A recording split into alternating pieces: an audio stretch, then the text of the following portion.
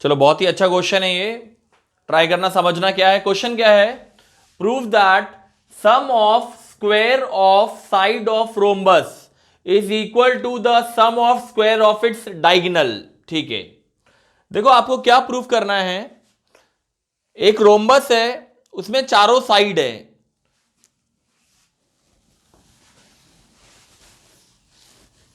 इसको बोलते हैं ए बी स्क्वायर पहली वाली side plus B C square plus C D square plus D A square. मैंने सम कर दिया, सम मतलब एडिशन कर दिया, चारों साइड के स्क्वायर का सम कर दिया, चारों साइड के स्क्वायर का सम कर दिया। और ये किसके इक्वल होना चाहिए, is equal to the sum of square of its diagonal, दोनों डायगोनल के स्क्वायर का sum A C square plus B D square. ये मुझे प्रूफ करना है भाई, ठीक है ना। तो देख लो, ये जरूर लिख लो, चारों साइड का सम का स्क्वायर किसके बराबर होना चाहिए, दोनों डायगोनल के स्क्वायर के सम के बराबर होना चाहिए। तो सब बच्चे लिख लो टू प्रूफ में ये लिख लो फटाफट जल्दी से, क्या प्रूफ करना है जल्दी से लिख लो, टू प्रूफ।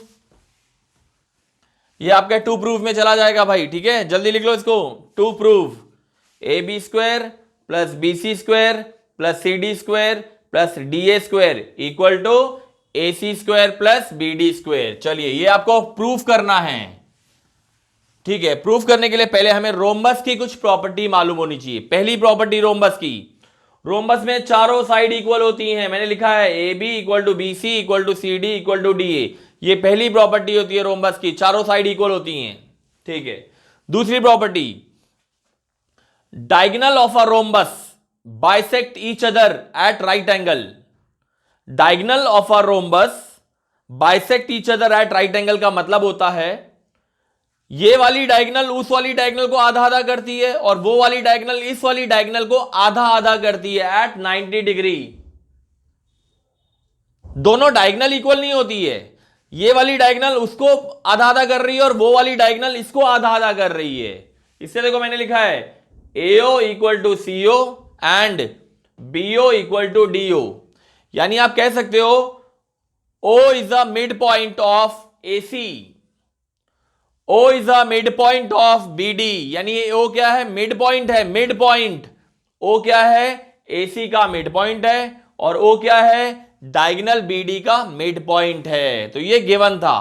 अब मैं प्रूफ करता हूं, यहां पे चार छोटे छोटे राइट एंगल ट्राइंगल हैं, चार में से कोई भी एक ट्राइंगल आप सेलेक्ट कर लीजिए जो आपको अच्छा लग रहा है। चलो मैंने ये वाला ट्राइंगल सेलेक्ट कर लिया, ये वाला ट्राइंगल सेलेक्ट कर लिया, ये है राइट एंगल ट्राइंगल AOB। मैंने इस वाले ट्राइंगल को सेलेक्ट कर लिया, ठीक है। तो अब मैं लिखूंगा इन ट्राइंगल AOB,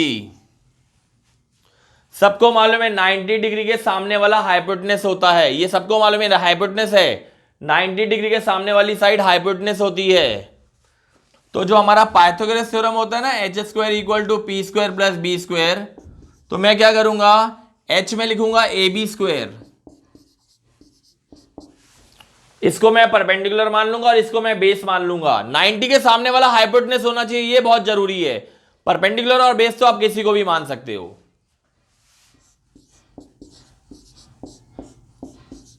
ये हो गया, देखो मैंने ट्राइंगल कौन सा लिया, AOB ट्राइंगल, ये वाला ट्राइंगल लिया है, ये हाइपोटेनस हो गया, ये परपेंडिकुलर हो गया और ये बेस हो गया। चलिए अब समझिए, अब मैं बहुत इंपॉर्टेंट चीज लिख रहा हूं।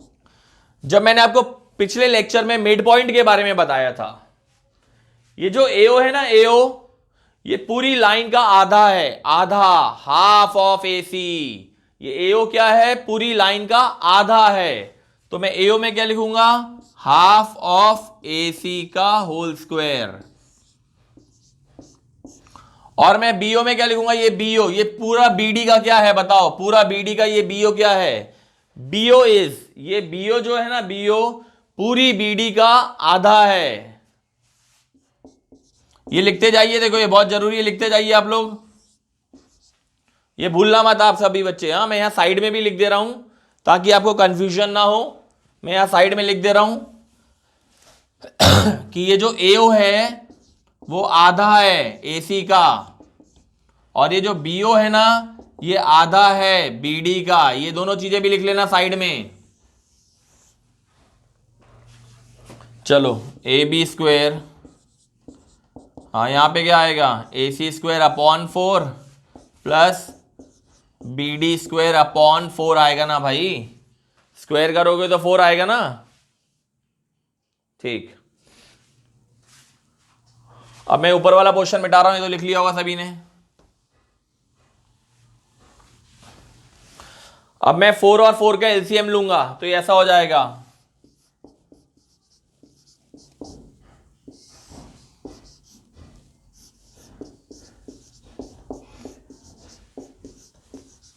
फिर ये 4 यहां क्रॉस मल्टीप्लाई हो जाएगा,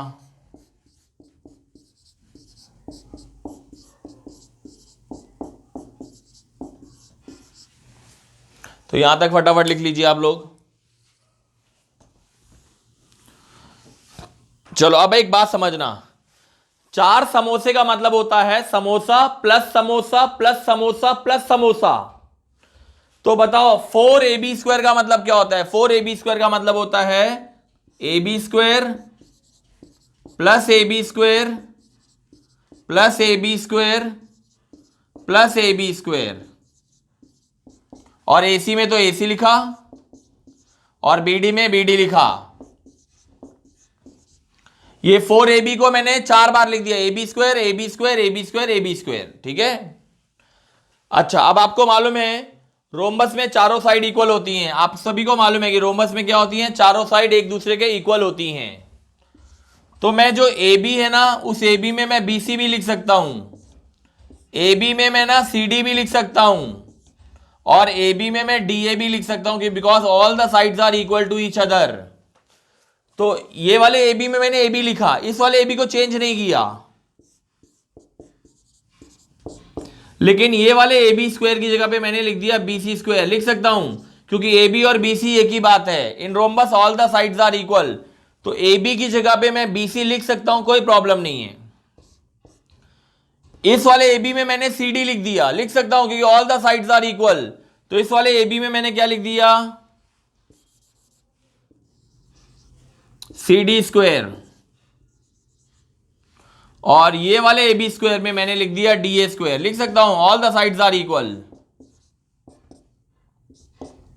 और AC में AC लिखा, BD में BD लिखा। तो देखो ये मेरी चारों साइड आ गई, AB आ गया, BC आ गया, CD आ गया, DA आ गया, चारों साइड आ गई, और ये दोनों डायगोनल आ गए। और मुझे यही प्रूफ करना था, अगर आप क्वेश्चन को ध्यान से पढ़ेंगे तो आपको यही प्रूफ करना था, ठीक है। तो जल्दी से इसको लिख लो अच्छे से सभी बच्चे।